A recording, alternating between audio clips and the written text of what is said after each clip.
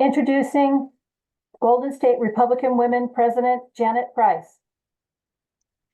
Good evening, Golden State Republican women and family and friends and guests.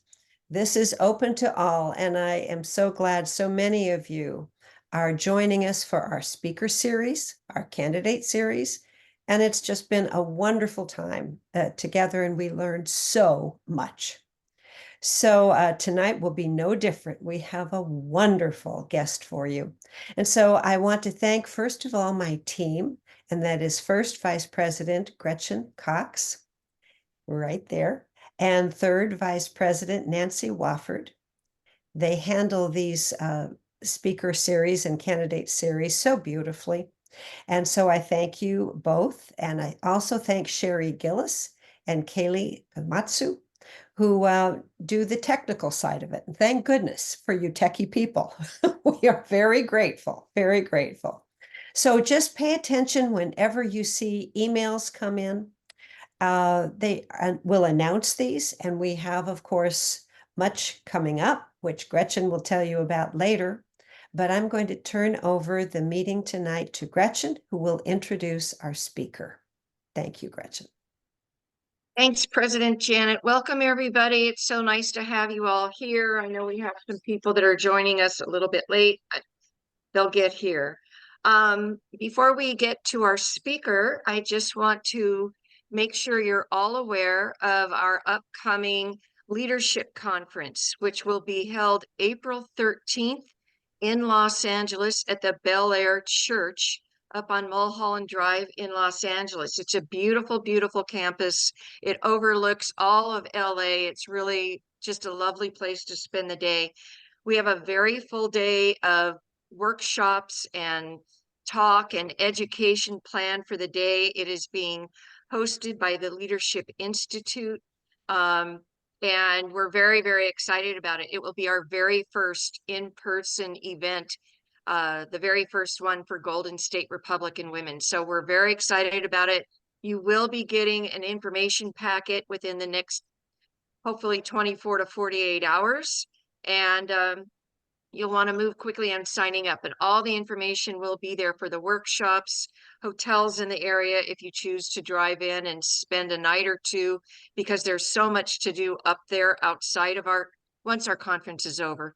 There's a ton to do up there, and we've listed some of those things. So hope you will be joining us there. Please keep your eye on your email for that. Before we get going here, I just, as always, want to remind you to please keep yourself muted.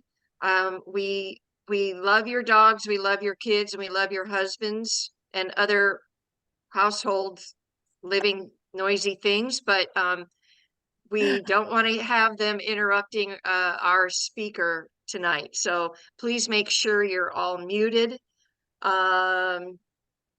If you have questions for our guests tonight, please put them in the chat section. Generally speaking, for most of us, if you scroll your cursor down to the bottom of your screen, you'll come up with a menu. And if you just click on chat, you can write your questions in there. And once our speaker has completed her time, Nancy Wofford, our third vice president, and I will go through the questions for you and ask them. So please remember to use the chat for questions. We do plan this to just be a 1-hour event tonight. We will finish at 7:30. So without further ado, I'm very excited to introduce to you Kimberly Fletcher, the founder and president of Moms for America. Kimberly is the wife of a retired Air Force officer, and she's the mother of 8 children. She is the president and founder of Moms for America and Moms for America Action. With over 20 years experience in grassroots activism, Kimberly has grown Moms for America into a powerful platform building grassroots networks across the country. Kimberly is an author, columnist, radio host, and contributing writer with townhall.com. She's been featured in numerous national media outlets, including The Blaze, Newsmax, OANN, She was on the Rush Limbaugh show and Fox News. She has made it her personal mission to educate and inspire women, the women of America, to realize their immeasurable worth and powerful influence in our country and culture simply by being who they are. And one thing that I just want to say further is this organization was founded to as a nonprofit. It's an educational corporation rooted in the principles of liberty and virtue on which our nation was founded. And just think about this, an organization based solely on promoting the principles, the values, and the virtues that we all believe in for home and family. That's their job, that's their mission. So it's amazing that we have this organization to do that kind of work for us. So without further ado, I'm happy to introduce Kimberly Fletcher, and she will tell us more about this amazing organization. Welcome, Kimberly. Thank you. I am thrilled to be with you ladies tonight. I have been looking forward to this for a long time. I have a presentation I want to give to you this evening. I'm going to have an opportunity to talk to you about some of the things that we do. But I wanted to talk a little bit about what's Women's History Month. So I wanted to talk a little bit about the powerful influence of women and mothers, because we're the ones who are going to save the country. So I'm just gonna, if I have technical issues, I apologize, but I think I have this figured out with the PowerPoint. So I'm going to, look at that. I think I've got it figured out. Okay, so I'm just gonna start with a bang and give you just kind of an overview of who we are and what we do.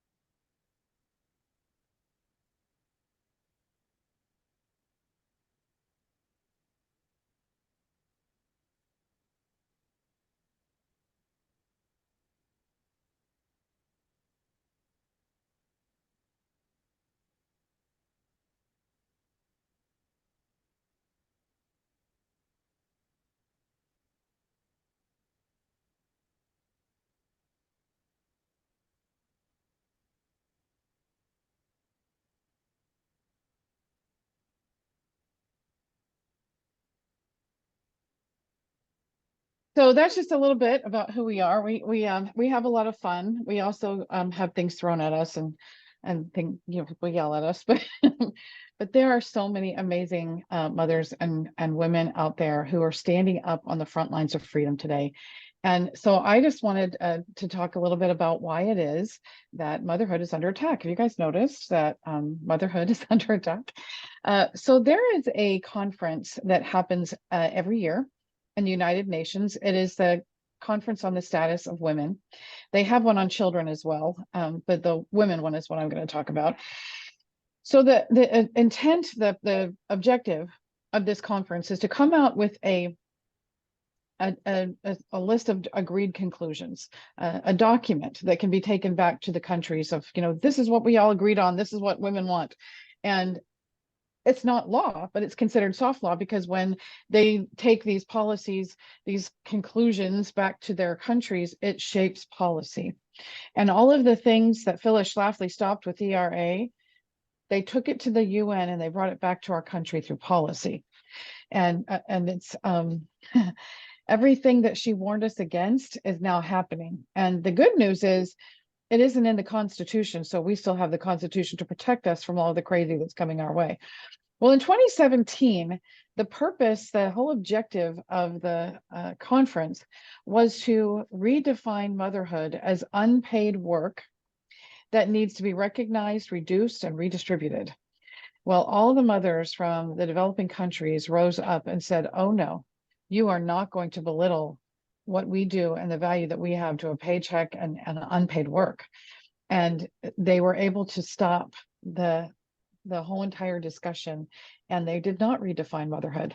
But interestingly enough, the same year, Melinda Gates, who was still married to Bill Gates at the time, said, oh, sorry, that went too far, too fast. It's obvious that many women would spend more time with work and starting businesses and going to college and otherwise contributing to the economic well-being of their communities around the world. The fact that they can't holds their communities back. So she's basically saying we're worthless unless we're working outside the home and staying away from our children. Now, this isn't about whether or not we work outside the home or, and as I always say, there's no such thing as a stay-home mom because we're always everywhere doing things for our children or our community. This is about where our priorities are. And we're always balancing, you know, how are we going to balance everything together? And women can have it all, just not all at the same time. And so we're always making decisions about when we're going to do what we're going to do. But the reason why there's such an attack on motherhood itself, don't raise children, don't get married, don't weigh yourself down, go have a career, forget all of those things, is because they know just how powerful our influence is. So why is it that they're trying to erase women? That's exactly the reason. They know that we stand in the way of everything that they want. And what they want is our children. So they're going to do everything that they can to discredit us, devalue us, diminish us, distract us, deceive us, into convincing us that we should do everything except have children and raise and nurture them. And that is the greatest act of patriotism we will ever perform and the greatest work we will ever do. Everything else is just icing on the cake. This is the legacy that we're leaving for the future. What America is going to look like in 10, 20, 30 years, we're deciding it in our homes today. And they have another objective as to what our country is going to look like. So a lot of people don't know where the history of women started, the women's movement, but it actually started with a group of women who wanted to have a more pure society, to make sure that everything that we believed in and we loved and we cherished was carried on. And that's the reason why we were fighting for the vote, to have to seal the deal with freedom and humanity and decency, not to lower it.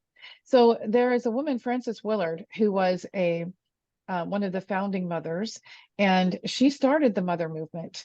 The women, she was a big part of the founding of the women's movement, and it was all about motherhood. And she said no longer would women work in weakness and seclusion and loneliness and isolation. And that didn't mean no longer are we going to be moms. It meant we're no longer going to be alone. We're going to bring us all together to support each other and help each other as we're doing this great work.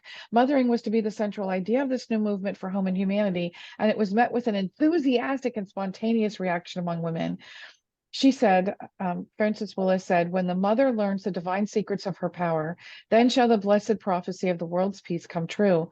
Mother love works magic for humanity, but organized mother love works miracles. Mother-hearted women, she said, are called to be the saviors of the race. The people trying to destroy our country know this. They know we're in the way because they need our children. There was another woman who was, and Frances, by the way, has a statue in Statutory Hall in the U.S. Capitol. Another one of the women who was at the beginning of this women's movement, Frances Cobb, was very concerned about what she labeled as the Bohemian movement coming into their movement. And what it really was Marxism. And when you see a group of women coming together, it's a great opportunity to come in and take it over with Marxist communist ideas. And that's exactly what happened. It's a Marxist communist feminist movement. That's what it was. So she said, I have striven to warn my hearers against that adoption of looser and more bohemian manners, and worst of all, that fatal laxity of judgment regarding grave moral transgressions, which have appeared of late years among us as the inevitable extravagance of reaction from earlier strictness, going from one end of the pendulum to the other. That was her concern.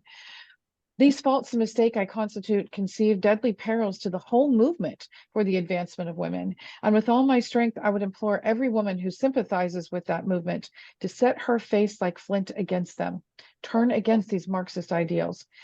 It is our task to make society more pure, more free from vice than it has ever been before. If women were to become less conscientious, less unselfish, less temperate, less chaste, then I should say, for heaven's sakes, let us stay where we are. Nothing we gain could be worth the loss. This is what the radical feminist movement has done to us. And this is why one of the things that I feel very called to do is to help women realize, as it was said in my bio, just how powerful their influence is simply by being who they are.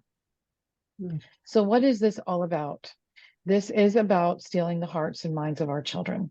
So I'm just going to go over a quick little history lesson here about what happened in the past, because we're repeating it. Great quote, children are the living messages we send to a time we will not see. What message are we sending with what we're doing to our children? The three despots, most heinous despots of our time, Hitler, Stalin, and Mao, used children, weaponized them to take over their countries and their cultures and destroy their societies. So I'm going to start with Hitler. Hitler realized the power of the youth, which is why he even started something called the Hitler Youth. I'm going to own the youth. He created the Reichstag Ministry of Education, Culture, and Science to take control of the education system in 1934. And it didn't destroy the structure, but it did do major changes on the staff. Jewish teachers were fired, and by 1938, Jewish children were barred from schools. Teachers with any political views that were contrary to the Nazi ideology were sidelined, fired, or retrained in Nazi ideas. Of course, that led to this great idea of starting the National Socialist Teachers League to have control over the teachers. And it was required because 97% of teachers were members by 1937. Once the teaching staff was organized, so was what they taught. There were two main thrusts of the new teaching: to prepare the population to better fight and breed. Physical education was given more time in schools, and to better prepare children to support the state, Nazi ideology was given to them in the form of an extravagant German history and literature, outright lies in science and German language and culture to form the Volk. Hitler's Mein Kampf, of course, was heavily studied, and by 1939, membership was compulsory for all children of the right age. They had to go, or else their parents would be punished, jailed, or whatever. Exactly what we have today. The Hitler Youth is one of the most evocative Nazi organizations visibly, effectively representing a regime that wanted to remake the whole of German society into a brutal, cold, quasi-medieval world, and it was willing to start by brainwashing children. It is said that one day the children went into school and saw the cross and Christ on the wall, and the next day they walked in and saw the swastika. While I don't know if that's literal, it's certainly societally and culturally, that is exactly what happened, like a switch went off. There's a man called Hilmer von Kemp who wrote a book called Defeating the Totalitarian Lie. He was a former member of the Hitler Youth, and he tells how it all happened. And one of the things he talks about is how the children were told, you are the future of the fatherland, and your parents don't understand, they're old, it would separate them.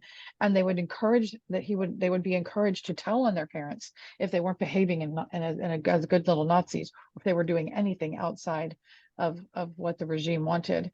And all of the fun things, he said, all of the fun things that they did were on Sunday. So they were pulling them away from the church, and they were pulling them away from the family. Then, of course, there's the USSR, Stalin and Lenin. Lenin said, "Give me one generation of children, and I will own the future. I will change the future of the country." He knew. Both Stalin and Lenin knew the power of taking the hearts and minds of the children, and they did the same thing. They encouraged them to be good communists and stand up and be proud of communism. And one of the things that they're very good at is changing the story. They have changed our story. Everything that we loved and believed in, our history, our heritage, the story of our founders, they've changed it so that instead of freedom being the great thing, it's now socialism and communism. And the reason why we keep winning is because we're fighting principle with policy. And we need to fight principle with principle, because when we do, freedom wins. There's a gentleman who wrote a book called None Dare Call It Conspiracy, Gary Allen. And he wrote it because in the early 1970s, when he wrote the book, he was tired of hearing of all these people talking about the communists. The communists are coming, the communists are coming. And he's like, that's it. I'm gonna prove these kooks wrong. And so he went on 9 months of extensive research and ended up proving the kooks right and wrote a book. In the beginning of the book, he says the objective of any conspiracy is to convince everyone else there is no conspiracy. That is the objective. That's the reason why they call us all the names. That's the reason why they try to shut us down, vilify us, and marginalize us, make us look like kooks, because then nobody will listen to us because we're the kooks, right? Only we're speaking truth. I'm just gonna play this video real quick.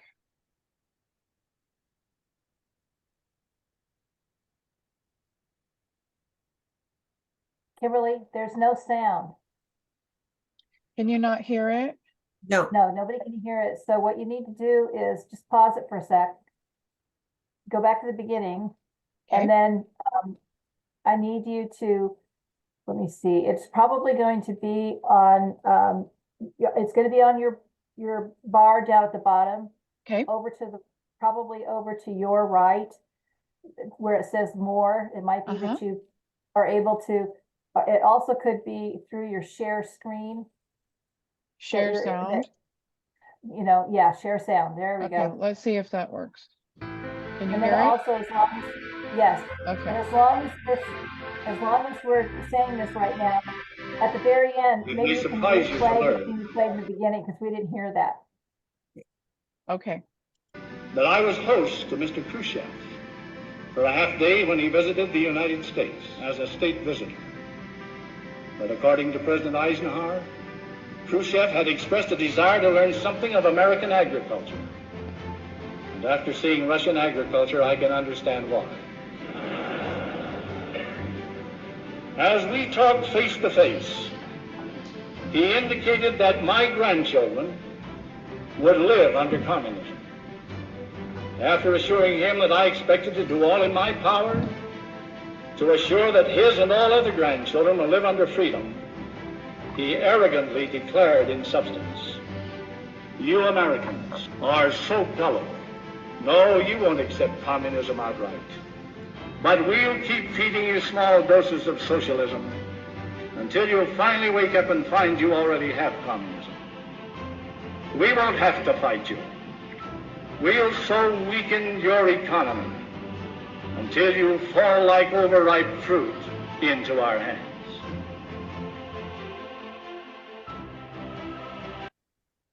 So the third despot is actually the worst of them all. I don't know if you guys have heard of Xi Van Fleet, but she's a woman who came from China. She lives in Loudoun County, Virginia, and she's one of the moms that went and spoke about how what's happening in our schools and country today is exactly what happened in Mao's China. So she has a book that's just been released called Mao's America. I highly, highly, highly recommend you get that book and read it. And I think it's on audiobook as well. Very, very, very important information that she shares. So I'm just going to give the Reader's Digest version of the story. Mao was one of the original revolutionaries that were going against the empire, which, it was, they were wrapping, the feet binding and child brides and polygamy and all kinds of stuff that was going on in the empire. And so it wasn't a good thing. And they wanted a revolutionary opportunity to take over the country. Ironically, it was women and children that they used to do it. So women were the most oppressed during the empire. And so when these revolutionaries took control and they were reforming the government, Mao was one of them. And he, after a few years, the other leaders in charge decided that he was just a little too radical and they were ousting him. And he was losing power and he did not want to lose power. So he had this really great idea. He shut down the schools And he wrote a book, the Little Red Book, and he started these clubs across the country, and he freed women. He said women will no longer have to work, women will no longer be held subjugated, and it was powerful. It was very powerful because they had been oppressed for so long. Well, then all the children started to be part of these clubs, reading the books, and they became very engrossed in the ideology of communism and Mao as God. And anybody who disagreed, you were not the cool people, and you didn't get all the fun things, the cool things, the great perks. A lot of times you went hungry because you weren't following the rules. Everybody wanted to be, all the kids wanted to be a part of this. The adults, of course, were concerned about where the direction of the country was going, but it was the children and the women that he used to take over the country. And then he started the Red Guard. And a lot of people think that the Red Guard is, when you think of that, it's like a bunch of men in uniform with guns and weapons, and it wasn't. It was children as young as 6 and 7 years old. And the men who were a part of the original revolution, they were old. And Mao's whole idea of the Red Book and the new communist China was to get rid of everything old, purge everything old. And so they took these men who were the leaders and the original revolutionaries, and they put signs around them that said traitor because they weren't communist enough. They humiliated them. They cut their hair. They paraded them through streets, beating them on the backs with sticks, and saying the old is out and we're now the new. They went through the country burning down documents and buildings, tearing down statues, anything old. Mao's wife was put in charge of purging the country of all Western influence. And so this Little Red Book became the cultural revolution in China. Mao did become godlike, and once he gained complete control of the country, then millions of his citizens were killed because he had to restore order, right? So the people that got him there, just like in history, over and over again, were the first ones to go. Well, the children and grandchildren of those children were the ones who stood in Tiananmen Square decades later to try and get back what they'd lost. This is where we're heading. This is how they do it to our children. Things like the genderbread person. This started circulating around the country about 16 years ago in all of the schools and classrooms across the country. And they call it a classical way to teach children about gender ideology, how you identify, what you're attracted to, what sex you were born with, and how you express yourself. And they have all these definitions. So I was at my brother's house last 2 years ago, and I was sitting down just having a discussion. And my sister-in-law has been a teacher for 30 years. But in the last 10 years, she's been in the library system. So she hasn't been privy to what's been happening actually in the classroom. But her daughter, my niece, was going to school to be a teacher. She now is a teacher, but she was going to school at the time. And somehow we got on the subject of the genderbread person. And I said, well, have you guys heard of that? And my brother and sister-in-law were like, no. Well, my niece said, yes, I've heard of that. And she went to her room, and she came back with her school notebook. And this is what it looked like. Her assignment was to recreate the whole entire genderbread person so that she was well indoctrinated before she went to teach. Luckily, my niece is bigger than this. So she passed the test, did their stupid work, and then went and did what she wanted to do. And now she's a great teacher influencing children. But this is what the teachers are exposed to. And this is why the younger the teacher is, the more threat they are to our children. Well, they decided that the genderbread person was too masculine, so then they created the gender unicorn. They are taking beloved characters and confusing our children and punishing them when they don't adopt the ideology. So the National Education Association, teachers unions, are always saying they were not teaching CRT. We're not doing that.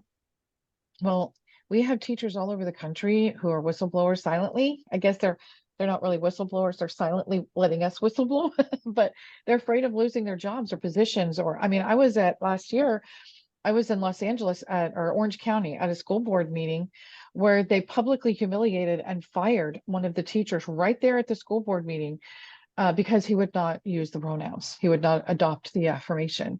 And it's horrible what they're doing to people.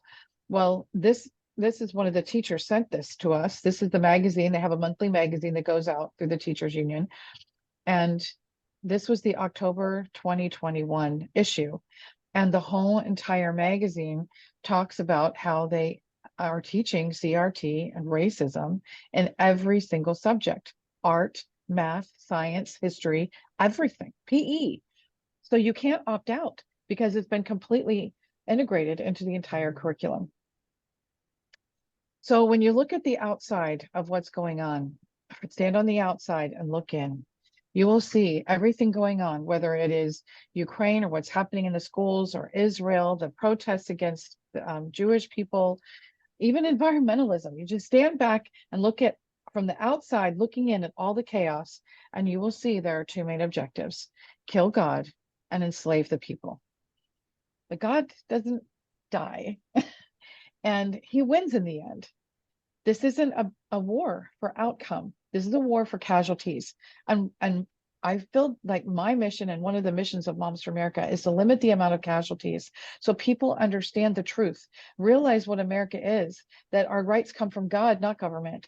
And when people know that, when they believe in God and they have that faith and belief, then they know that their rights are not government given, that they are God divinely given, and that the Constitution of the United States protects them, which is why they're attacking the Constitution at so many levels.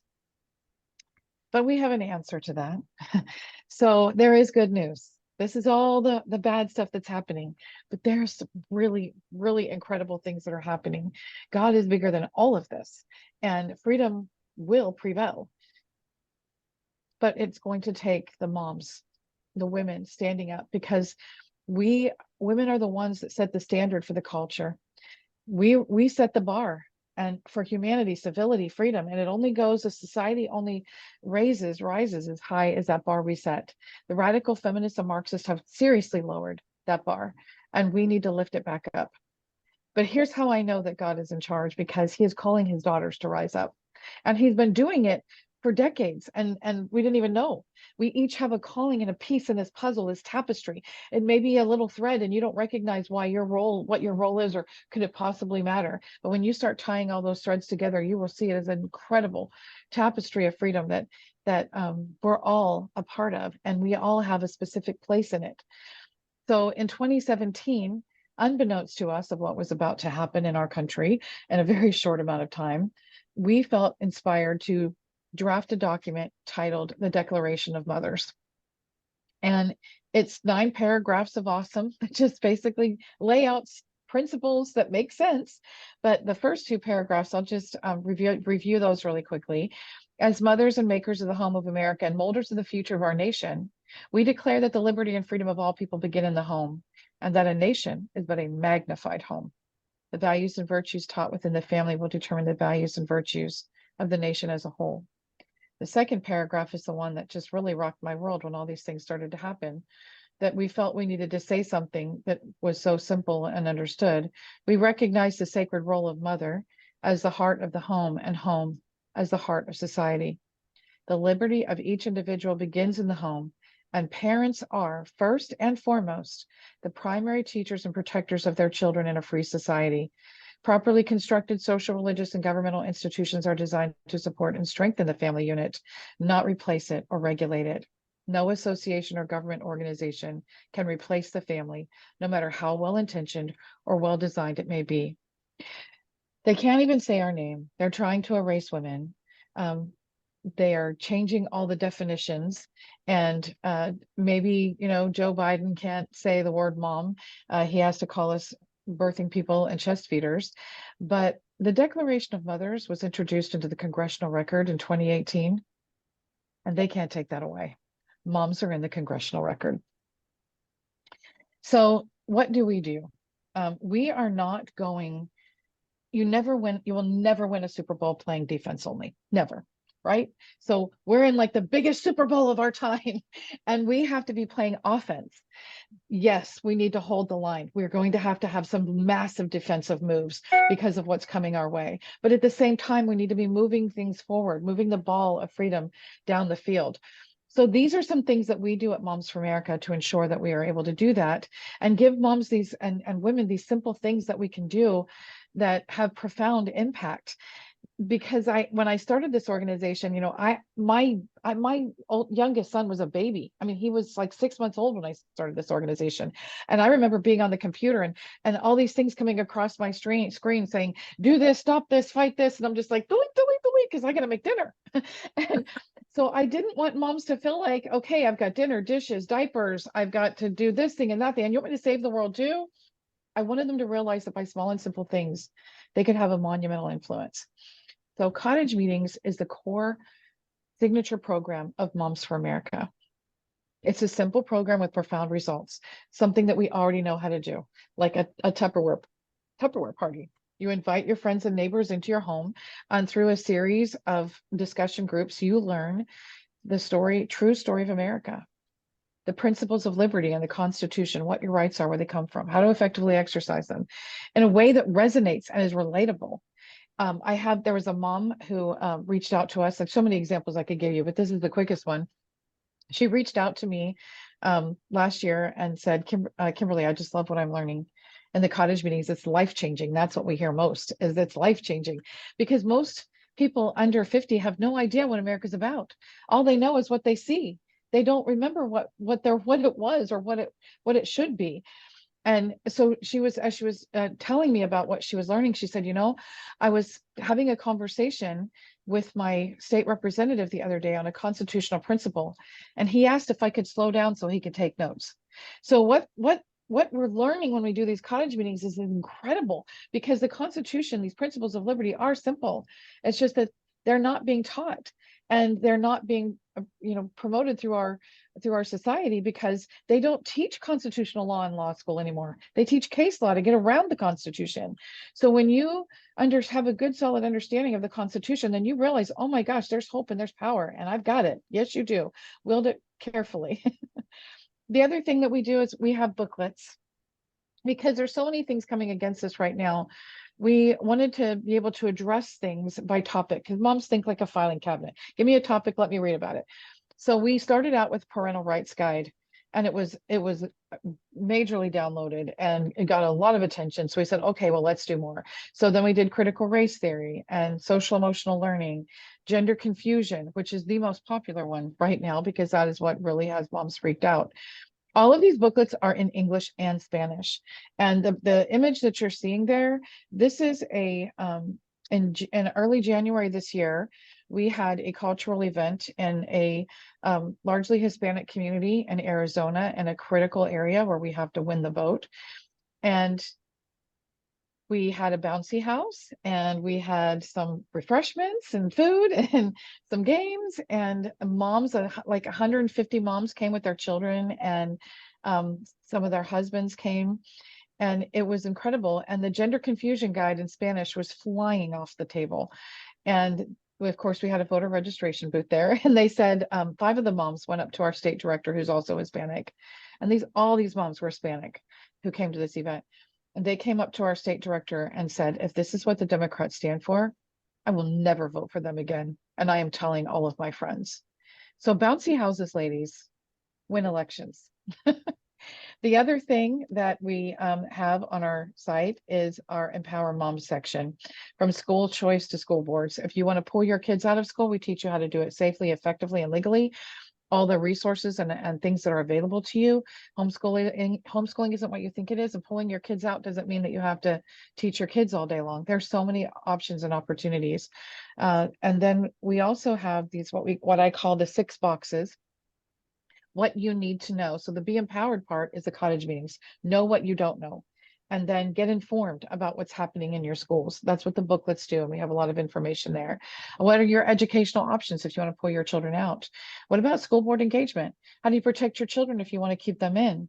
How do you engage effectively in the school board? What if you want to run for school board? What if you're serving on the school board? We provide training and resources in all of these areas, and we've also partnered with Leadership Institute and some other organizations to provide the best training and resources available, and we fill in the holes, fill in the gaps.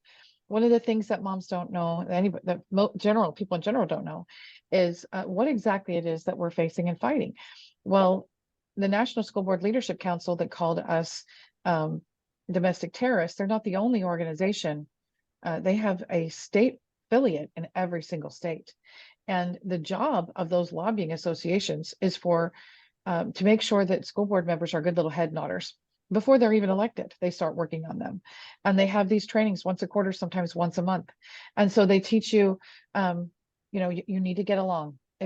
When you disagree, do it behind closed doors. But when you come out to in front of the people, it needs to be a united front. And if everybody votes yes, even if you disagree, you have to vote yes. Listen to the law director and the superintendent. You hired them, trust them, do what they say. Don't go into the schools because it makes them nervous. There's never enough money. Always vote for more money. And the parents just don't understand. That's what they're being taught. This is why after we get these really good people into school board positions, within 3 to 6 months, we've lost them. We're like, what happened? We thought they were good people. They are good people. And most school board members and teachers are opposed to this as much as we are, but they're bullied and intimidated and indoctrinated. And they don't want to go against the flow or be the bad man out. Well, Kelly Coles teaches them how to counter that. She is the one who does our training. The other power that they have, of course, is the teachers' unions, which is where all the lobbyists get their talking points for these school board associations. And teachers are intimidated and fear-mongered into joining the unions. They don't know that they have an alternative. You don't have to join a union, but if you feel you need to, there are 2 powerful national alternatives. And we need to be the ones who are the word of mouth, letting these teachers know that they do have options that provide more resources and support, cost less, and will not lobby or bully you, your classroom, or your students, or the parents. And these are the 2 associations, Association of American Educators and Christian Educators Association. School district ambassadors. We are currently identifying and recruiting men and women who can serve. This is the only leadership position we have that can be filled by a man or a woman. And fully trained school district ambassadors. Our goal is to have one in every one of the 13,452 school districts in the country. If this is something that you are interested in, we would love to train you, give you all of the support and resources to be that support in that school district. And a lot of people think, well, I don't have children in the school, so it doesn't affect me, or I'm homeschooling. That school district affects that whole entire community. A school district determines the entire economic and cultural outcome and makeup of that community. That is an enormous amount of power. We all need to be engaged. The President of the United States is not the most powerful elected office in the country. The sheriff is. And Congress is not the most powerful elected body. School board is. If you own the school board and you own the sheriff, you own that county. Start there. Our Moms for America groups are starting nothing. They're all over the country. It starts with something simple like a cottage meeting, or just bringing some of your moms and friends in to talk about what's happening in your schools and classrooms. And I will tell you that you can start an army overnight simply by sharing with them some of the things that our children are being exposed to. The book, It's Perfectly Normal, has been out for 30 years. It's full of pornographic images. And it's all drawings, but it is graphic. And it's a young girl, 10 years old, masturbating, 2 boys having sex. I mean, it's despicable. And it says that it's for 10 years and up. And that they're heralding it as a classical way to teach children about sexuality. No, it's not. And it is not how you teach. And especially if a child has been sexually molested in any way, or, I mean, this is not how you teach children about sex. So whether you're coming together because you're concerned about what's happening in your community, or you don't want to be political, cottage meetings are a really good way to start. And you don't have to wear the Moms for America brand to be a part of this network. These Moms for America groups, they're not chapters, they're autonomous groups. And they wear our brand. We give them a brand a guideline of how to protect the brand. We give them plenty of training, cultural pillars to be able to follow, so that they can build their groups. This group right here is in Sarasota, Florida. The mama with her glasses on her head is the one that started it. And Tanya started with 3 women. Within 3 months, it was 300. And she called me and said, we can't meet in our home anymore. What do you suggest? So this is how we bring them together. Go to the heart of what matters to moms. All moms care about the same 3 things. First and foremost, that our children are safe and protected. Second, that they have opportunities to succeed. Second, a good education, and third, opportunities to succeed. All of those things are being taken away from us right now. And I can tell you that we have done some surveys, text surveys, where we just ask one question in critical areas to get out the vote in this election. And in Arizona, in Arizona alone, I'll just tell you about that one. We targeted 7 cities within Maricopa County that will win the state if we win those counties. And they are highly Hispanic, 75 to 85% Hispanic. And a lot of them speak fluent Spanish and not English. A lot of them speak both. But we asked one question, and these were largely Biden voters and independents. In fact, that we didn't poll Republicans. We only polled Biden voters and independents. And the question was, do you approve of or support boys playing in girls' sports and sharing locker room and bathroom? 6-1 Biden voters. The answer was no. Those are the doors we're knocking on. Those are the women that we're going to reach out to. This is the power of connecting where you are. We also are starting a mom's walkathon that all of these moms will participate in. You guys can do this. It's a fun way to do a door knocking and ballot chasing. When you call it a walkathon, you bring your dog, your kids, or whatever, then it's something fun to do. You're walking anyway, right? And then you go and you meet your neighbors. It's so much more fun. And we won races in 3 states in 2022 doing this walkathon, and we won by the margin of how many women knocked on doors. It was unbelievable when you see the numbers, what an impact that it had just by moms being out there. We also have a couple of resources that we put together. The FCC standard bill. If you can't show it on TV and you can't air it on the radio, you can't have it in the classroom. That bill was passed in Texas last year, Louisiana, and it's in 12 state legislatures right now, including California. Media platform, we want your stories. One of the things that we do as a national organization, the main thing that we do is support the groups on the ground, providing resources they wouldn't otherwise have, whether it's getting things in the media or graphic design or helping with flyers or whatever it is. We help support those groups so that they can be more effective, and we provide tons of training for them so that they can be effective and have wins. So that's pretty much the overview of who we are, what we do. You can connect with us. We love partnering with all kinds of groups. As I said, you don't have to wear the Moms for America brand to be a part of this network. You can be a Republican Women's Club. You can be just a group of moms who are meeting in your home. You can be a woman with a Facebook page with 40,000. We have it all. But this is a way that we can connect together, support each other, and share ideas.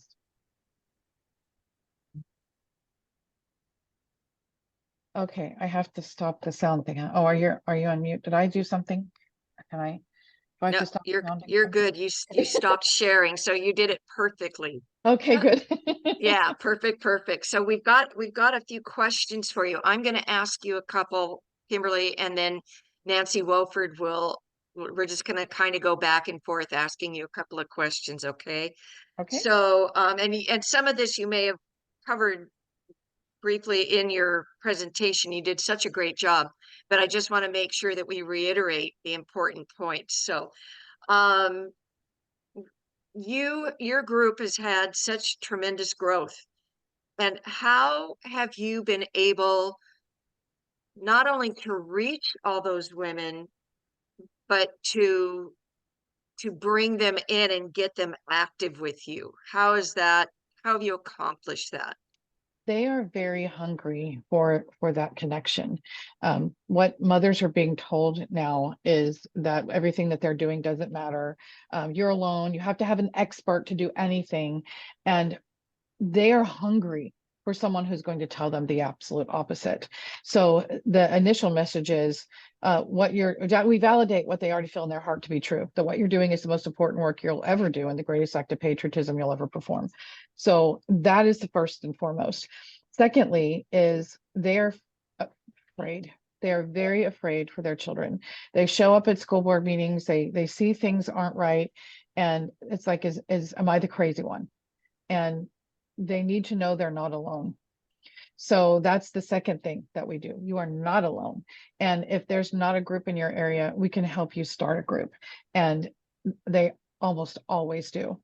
Someone just needs to turn on the light. All you need is one person who's willing to say, I'm going to walk in the room and turn on the light. And then everybody wants to come in the room. They're looking for leaders. And it doesn't take an enormous amount of work and effort to be a leader. It just takes a lot of courage to be the one to say, I will turn on the light. Then the third thing that we do is we empower them. We don't, they don't want to talk about politics, ladies. They don't want to be a part of a Republican Women's Club because it looks like politics to them.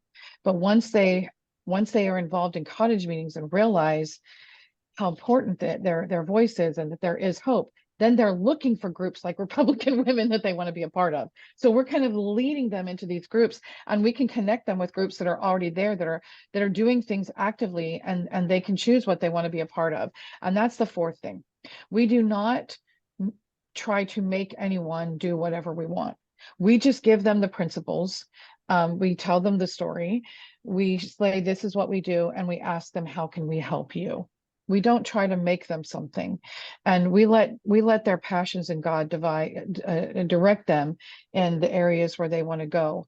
And that's why we have such a good retention, is because they feel a part of something. It's not just attending a meeting, it's being a part of a community in your local area, like a family, extended family.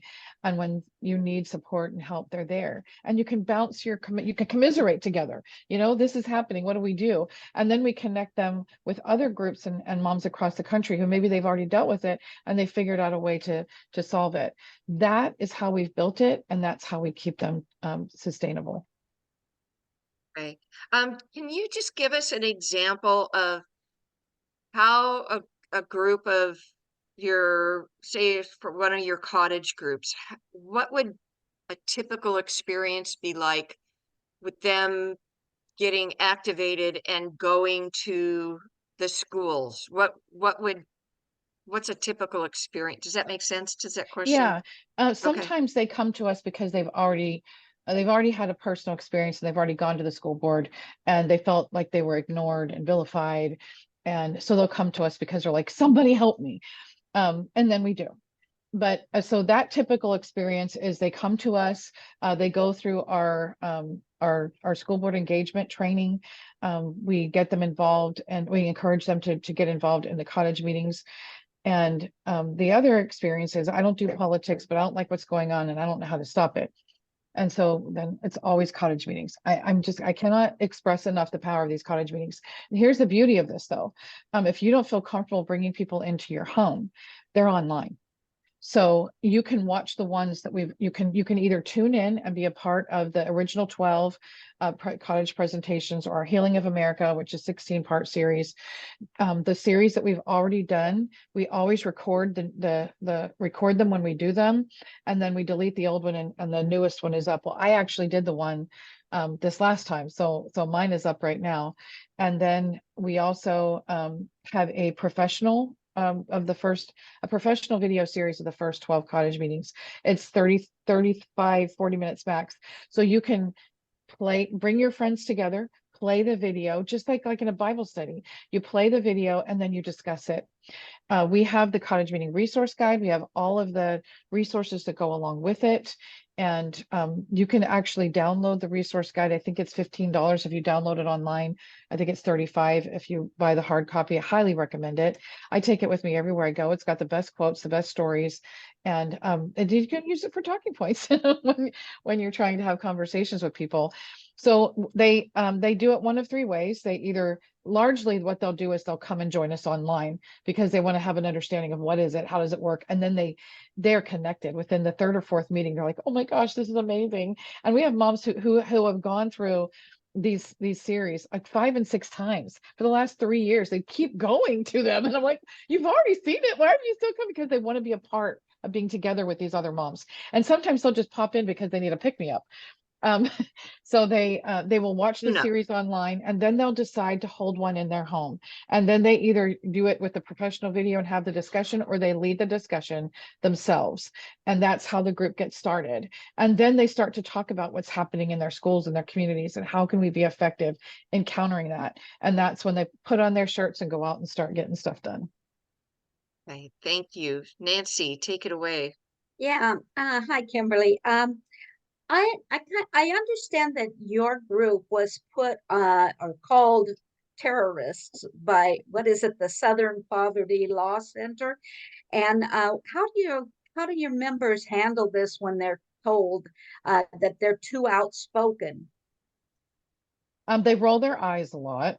Um, we teach them a lot about the importance of um, standing above the belly, the under, I call it the underbelly. If you guys have seen the Lord of the Rings, you know, all those icky people who are down underneath the ground and then all of a sudden they're all up in your face. Well, this is what we're facing right now.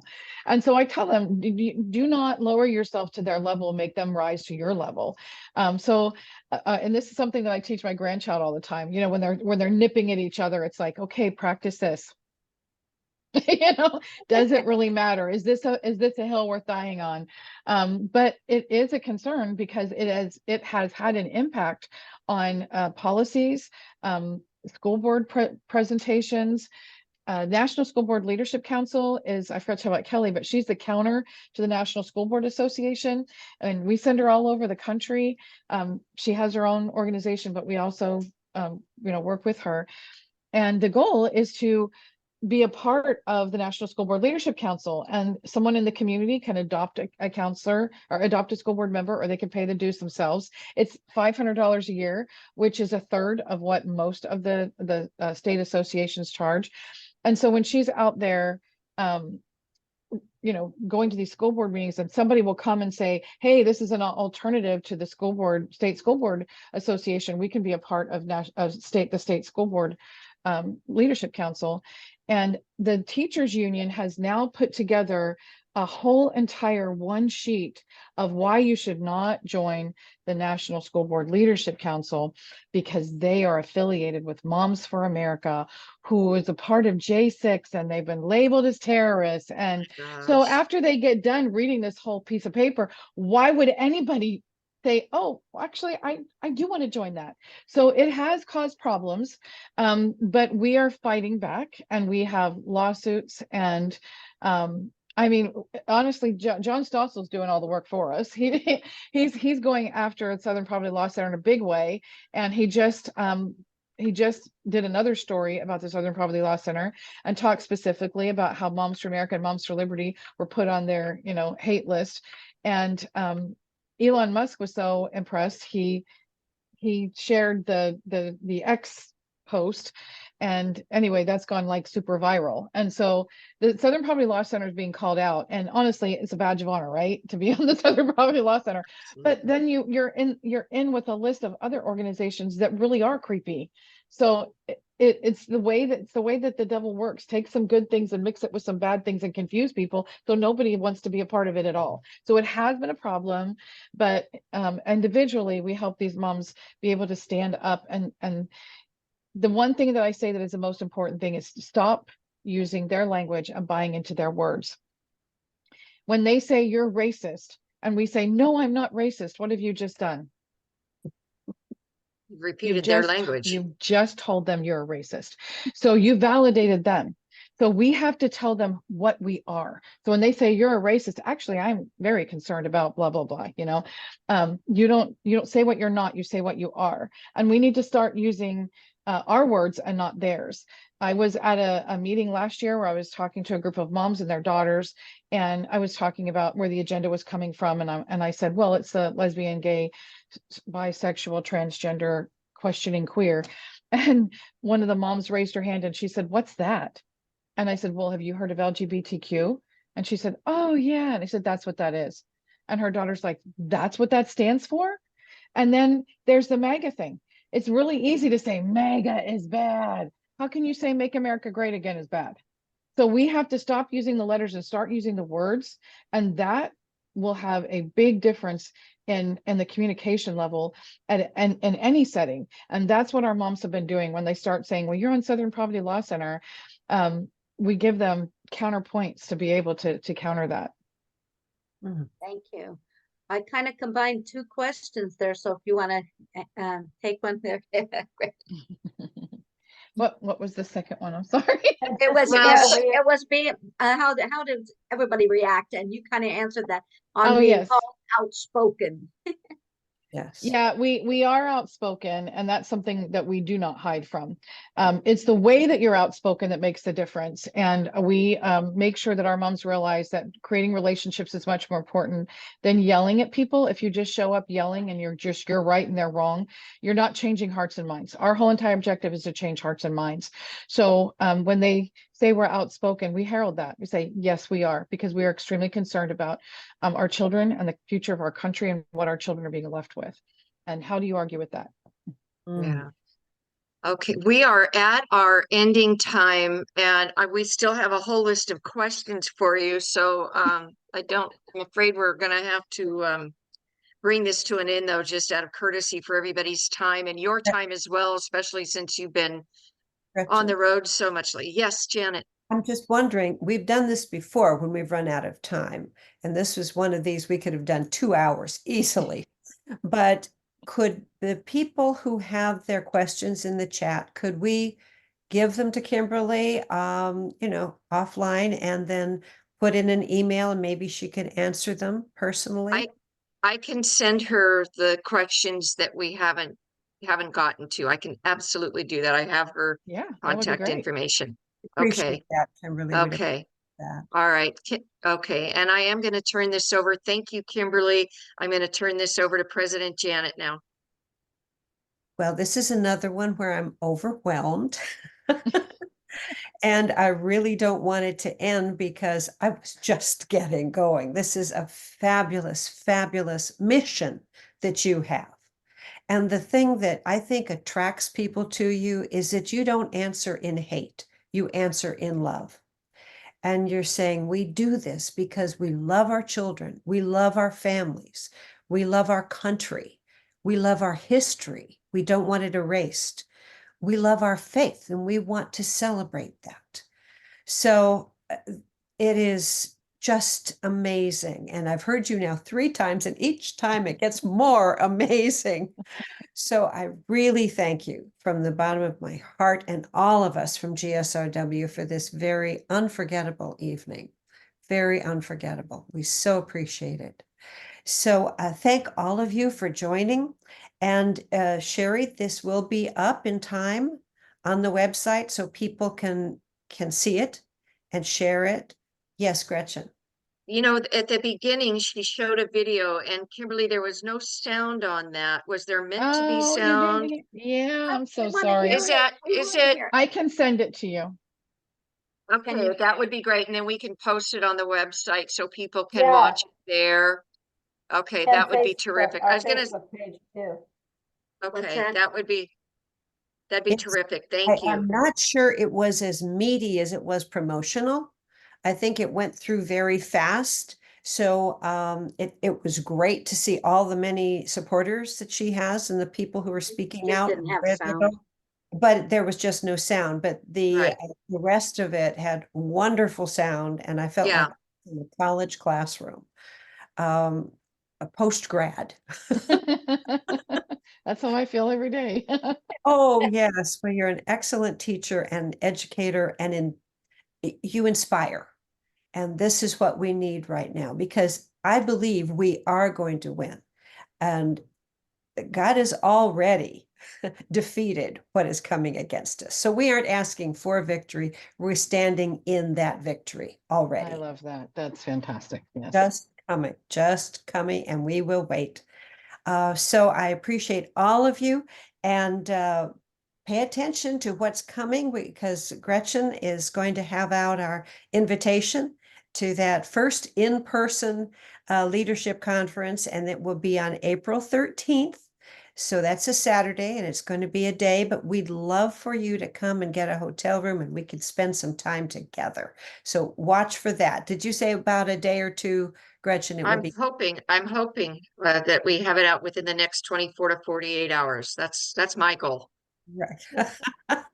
Well, I drove up the caboose, so And there is information about it on the website. So if you go to gsrw.org, right, Sherry?